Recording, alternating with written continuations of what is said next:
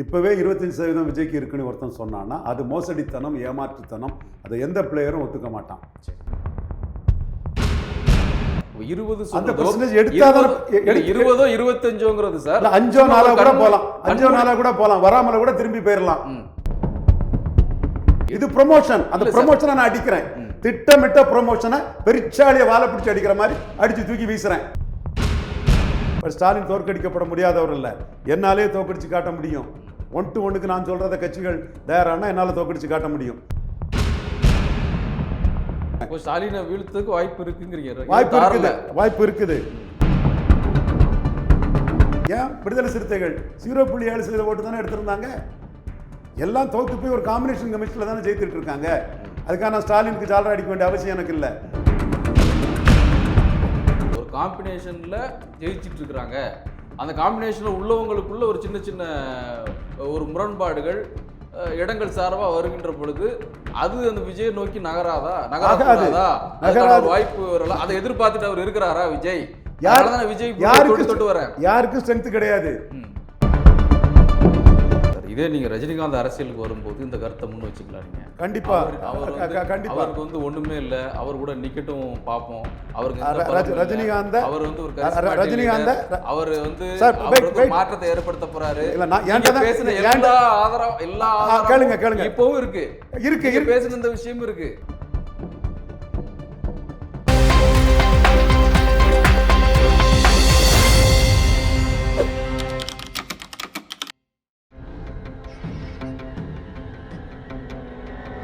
தமிழலை நேயர்களுக்கு வணக்கம். இன்றைய சந்திப்பில் நம்மோடு அரசியல் விமர்சகர் திரு ரவீந்திரன் துரைசாமி அவர்கள். அவர் அன்போடு வரவேற்கிறோம். சார் வணக்கம்.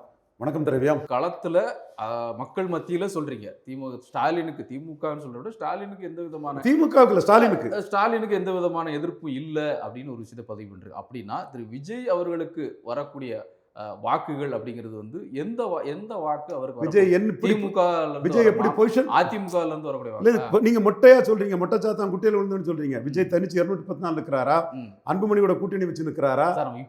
இப்போ என்ன அரசியல் பொசிஷன் அதை தானே பேச முடியும். அதனால அது பேசுறதுல அது இப்ப நான் வந்து யாரு வாக்கு அவரு இல்ல யாரு வாக்கு போகும்னு ஒரு விஷயம் இல்ல. அது சும்மா ஜெனரலா அகடமிக் இன்ட்ரெஸ்டுக்காக பேசலாம், நிறைய பேர் பேசுறாங்க.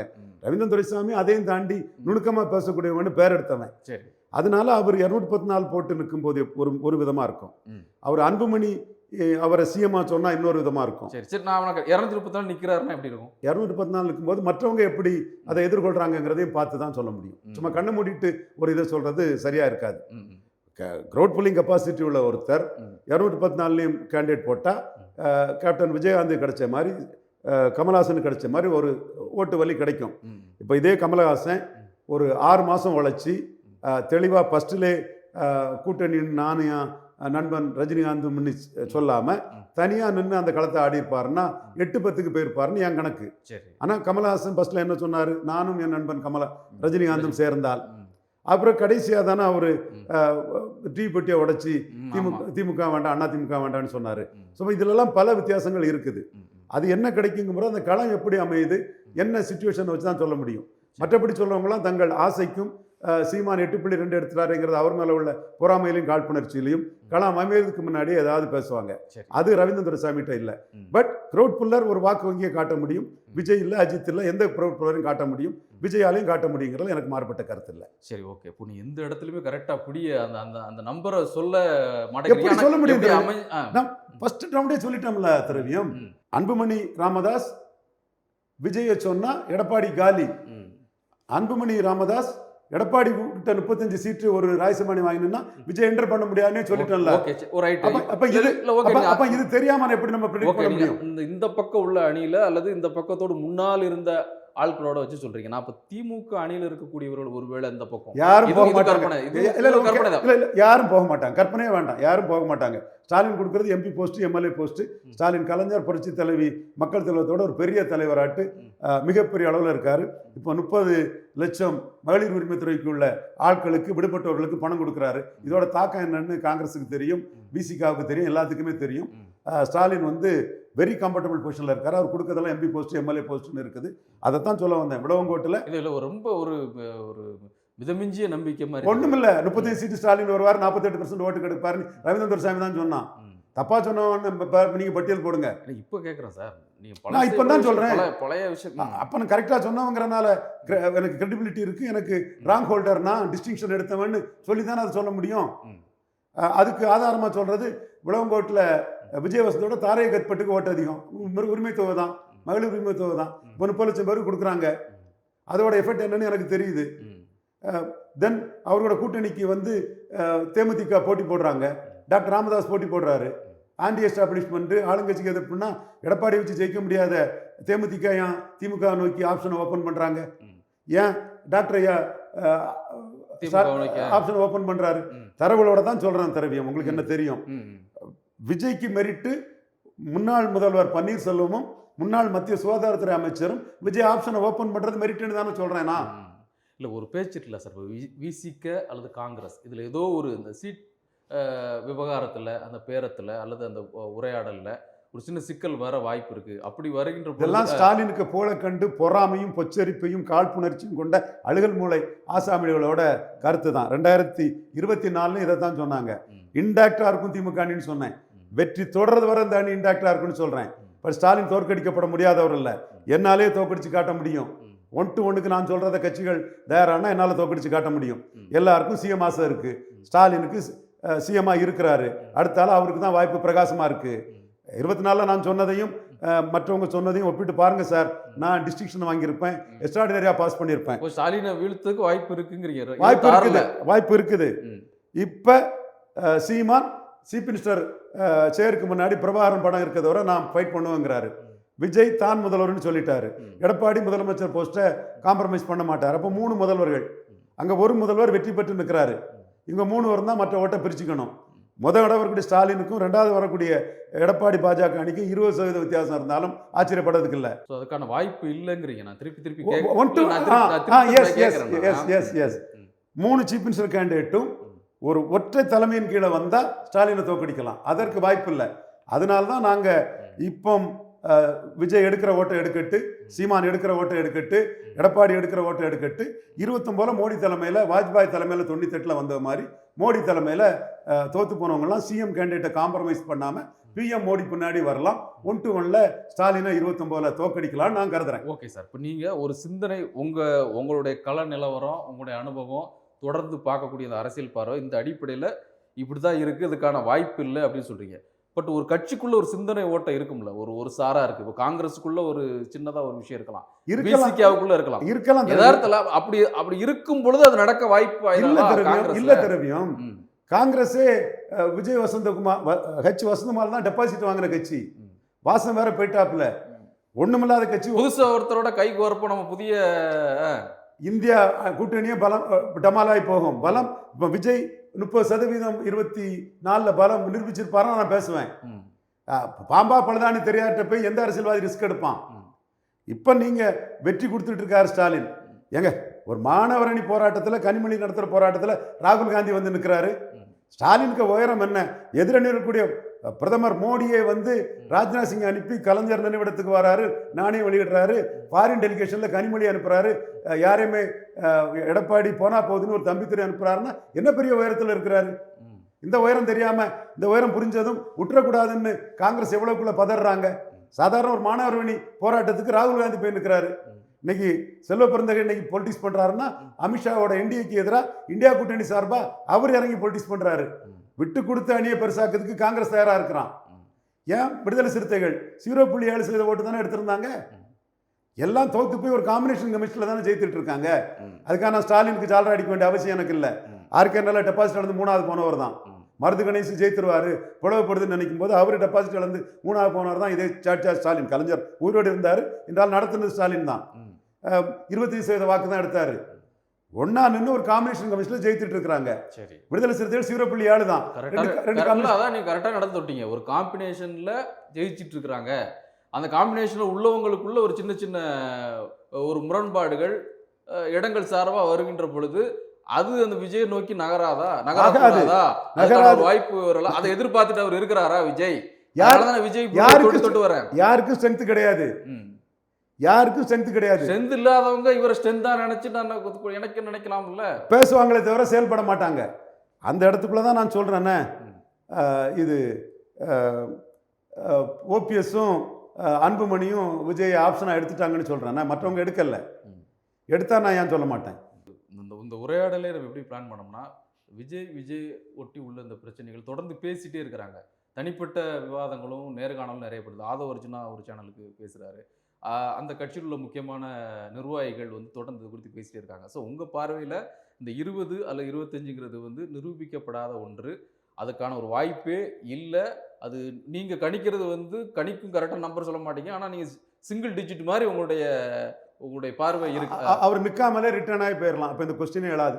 சீமான் கண்டு பயந்து ரிட்டர்ன் ஆகியே போயிடலாம். இந்த கொஸ்டின் எழாது. நிற்கட்டு பார்ப்போம்.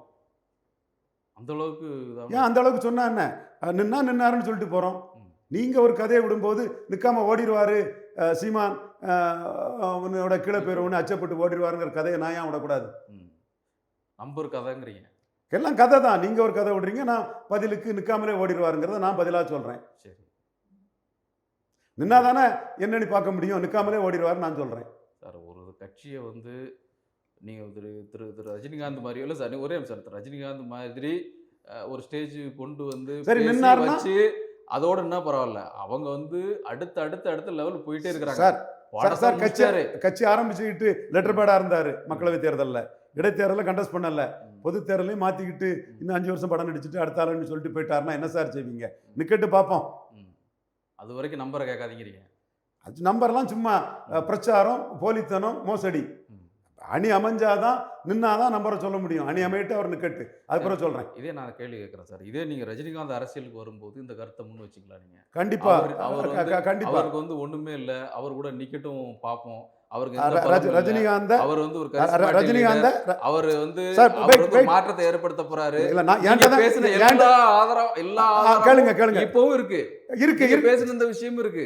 என்கிட்ட தான் கேள்வி கேட்குறீங்க. நீங்கள் பிரச்சாரம் தனியாக பண்ணிவிடுங்க உங்கள் இது சார்பா. என்கிட்ட கேள்விக்கு நான் பதில் சொல்கிறேன். ரஜினியை தேடி பிரைம் மினிஸ்டர் கேண்டிடேட் வந்தார்.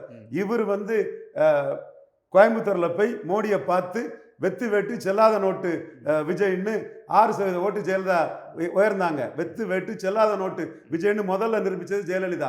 இவர் 2014 மோடி ரஜினியை பார்த்து வந்தார். இவர் மோடியை போய் பார்த்து தலைவா படம் இதுக்காக சுயநலமாட்டு அம்மா தாயி உலகத்தை காக்கும் ரட்சகியே என்னையும் காப்பாற்றம்மான்னு கெஞ்சி கூத்தாடி அந்த அம்மா கண்டுக்காதனால உங்களோட வியாபார யுக்திகள்லாம் என்கிட்ட நடக்காதுன்னு கண்டுக்காதனால நீங்கள் மோடியை பார்த்துக்கிட்டு 6% ஓட்டு ஜெயலலிதா உங்களோட தன்னோட முன்னோட கூடி காட்டினாங்க. விஜய் வெத்து ஓட்டு செல்லா நோட்டுன்னு ஜெயலலிதா நிரூபிச்சிருக்காங்க. அந்த டிஃபரன்ஸை பாருங்க. ரஜினியோட அதை ஒப்பிடவே முடியாது சார். அந்த டிஃபரன்ஸை பாருங்க. நான் சொல்லி முடிச்சுட்டேனே. ரஜினியை தேடி மோடி வந்தார். நீங்கள் மோடியை பார்த்து ஜெயலலிதா உங்களுக்கு செல்வாக்கு இல்லைன்னு 6% ஓட்டு அதிகப்பட்டு நீங்கள் தலைவா படத்துக்காக சுயநலத்துக்காக மோடியை பார்த்ததில் நீங்கள் ஒன்றும் இல்லைன்னு முதல்ல நிரூபித்து காட்டினது ஜெயலலிதா அம்மையார். தரவு, ஃபேக்டு. தரவு இல்லைன்னு சொல்கிறீங்களா? ஆதவ அர்ஜுனா இது தரவு இல்லைன்னு சொல்லிடுவாரா? யார் இது தரவு இல்லைன்னு சொல்லிட முடியும்? அருள்ராய் சொல்லிடுவாரா? ஃபேக்ட் சார், நான் நிரூபிக்கிறேன் இதை. இல்லை, ஒரு சந்திப்பு அவங்கள்ட்ட போய் நிற்கிறத வச்சு அவர் எதுவுமே இல்லை, அவருக்கு மக்கள் ஆதரவு இல்லை. அதான் சார் 6% இல்லை சார். இந்த பிரச்சனைகள்லாம் ஒன்று சேர்ந்து கூட பல கூறுகளை யோசிச்சு நம்ம ஒரு அரசியல், அதான் நான் சொல்றேன், அரசியல் களத்துக்கு அதான் நான் சொல்றேன் சார். அன்புமணி இவரை ஏத்துக்கிட்டோம்னா எடப்பாடி காலி ஆயிடுவார் வடக்குன்னு சொல்றேன். அன்புமணி இவரை சிஎம் ஏத்துக்கிட்டா எடப்பாடி காலி ஆயிடுவார் கருத்தை நான் தானே சார் சொல்றேன். அந்த சீன் எப்படி வருதுன்னு பார்த்துட்டு தானே சொல்ல முடியும். திரும்ப கேட்க விரும்புறேன் சார். நான் தெளிவா தான் சார். போர்ஸ் வரும்பொழுது சார் அவரை வந்து இவ்வளவு தூரம் அக்செப்ட் பண்ண மாட்டாங்க. அந்த அளவுக்கு அவர் சார் இல்லையே. அன்புமணி இவர் அக்செப்ட் பண்ணா எடப்பாடி வட தமிழகத்தில் காலின்னு நான் தானே சார் சொல்றேன். எடப்பாடி அன்புமணிக்கு 35 எம்எல்ஏ ஒரு எம்எல்ஏ கட்டா இவர் என்ட்ரே பண்ண முடியாது. எப்படி புரிஞ்சுக்கணும்? தனிச்சவரால் ஒன்றும் பண்ண முடியாது. பொலிட்டிக்கல் கண்டிஷன் எப்படி இருக்கிறத வச்சு தான் சொல்ல முடியும். கிட்ட வரணும், பக்கத்துல சூழ்நிலை எப்படி வச்சு தான் சொல்ல முடியும். அதான் உங்கள்கிட்ட தெளிவாக சொல்லிட்டேன். உங்களுக்கு வீடியோவை இது பண்ணணும், உங்க சிரமம் எனக்கு தெரியுது. நான் தெளிவாகவே சொல்லிட்டேன். ஒரு சிரமம் இல்லை. நான் அது சரியான பதில் தான் எதிர்பார்க்க. சரியான பதில் சொல்ல முடியாதுங்கிறது தான். Anbumani Vijay CM projection, Edappadi out. Edappadi 35 சீட்டு ஒரு ராஜ்யசபா அன்புமணி கொடுத்துட்டாருன்னா போலரைசேஷன் வரும். ஸ்டாலின் ஜெயிப்பார். 2வது அன்புமணி எடப்பாடி வருவாங்க. விஜய் என்டர் பண்ணவே முடியாது. அதுதான் விக்கிரவாண்டியை நான் கணிச்ச கணிப்பு. நிச்சயமாக நான் தொடர்ந்து பேசும்போது எனக்கு இதில் ஒரே ஒரு உடன்பாடு இல்லாத விஷயம் இடைத்தேர்தல் உதாரணமாக காட்டுறது மட்டும்தான். மற்றபடி உங்களுடைய தரவுகளையோ நீங்க சொல்லக்கூடிய விஷயங்களோ அது உங்களுடைய பார்வை, உங்களுடைய கணிப்பு. அதுல நான் வந்து மாற்று கருத்து அது சொல்றதுக்கு ஒண்ணும் உங்க இல்ல. உரிமை, அது என்னை ஏத்துக்கிறேன்னு கட்டாயம் உங்களை இல்லை. ஏத்துக்கல. பட் அதே அந்த ஒரு விஷயமே வச்சு ஒரு புதிய போர்ஸை வந்து ஒரு புதிய அணியை ஒரு புது இதை வந்து நம்ம நான் குறைக்கலையே, கணிக்கிறது ஒரு நான் குறைக்கலையே. ம். நான் உங்களுக்கு எதிர்க்கட்சி தலைவரே கீழே தள்ளக்கூடிய ஒரு வாய்ப்பு அன்புமணி உங்களை ஏத்துக்கிட்டா இருக்குங்கிறத நான் தானே சொல்றேன். ம். நீ இதை சொல்றவன் தானே நான் அதே சொல்றேன். ம். ஸோ அந்த பெர்மிட்டேஷன் காம்பினேஷன் எப்படி வருதுன்னு தான் பார்க்க முடியும். கண்ணை மூடிட்டுக்கெல்லாம் ஓட்டுகள் இல்லை. இப்போ நீங்கள் வந்து எம்ஜிஆர் ஜெயிக்கும் போதே எம்ஜிஆர் 30% ஓட்டு எடுத்து தான் ஜெயித்தார். அவர் கட்சியில் உள்ள பிளவு அது வேற. என்றாலும் 4 முனை போட்டிங்கிறனால தான் அந்த 30% ஒருத்தர் ஆட்சியை பிடிக்க முடிஞ்சுது. மும்முனை போட்டின்னா 30% ஆட்சியை பிடிக்க முடியாது. ஸோ இப்போ வந்து அன்புமணி ஏற்றுக்கிட்டா விஜய்க்கு அது பூஸ்ட்டு. சரி, அன்புமணியை எடப்பாடி மடக்கிட்டாருன்னா விஜய்க்கு அது பெரிய செட்பேக். சரி, இந்த ஒரு விஷயத்தை ஏத்துக்கிறீங்களான்னு பார்ப்போம். அதான் 4 முனை போட்டியில ஒரு முனையில விஜய் இருக்காருங்கிறத அக்செப்ட் பண்றீங்களா?